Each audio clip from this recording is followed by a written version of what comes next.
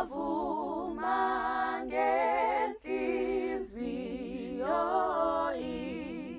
imithetho nezindlela azishumayela uJesu.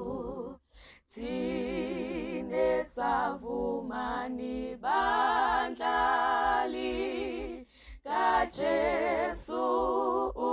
umsindisi, asibonge sithokoze, asibonge ngokulunga.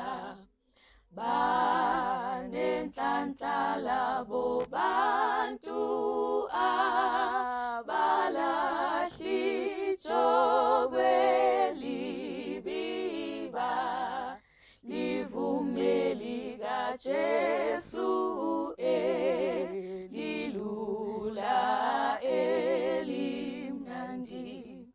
Thine savuma nibandla likaJesu umsindisi, asibonge sithokoze, asibonge ngokulunga. Banenhlanhla labo bantu abahlupheke lokuhlebe kunqabo kubi konke belwanakho baze bafe. Thine savuma nibandla likaJesu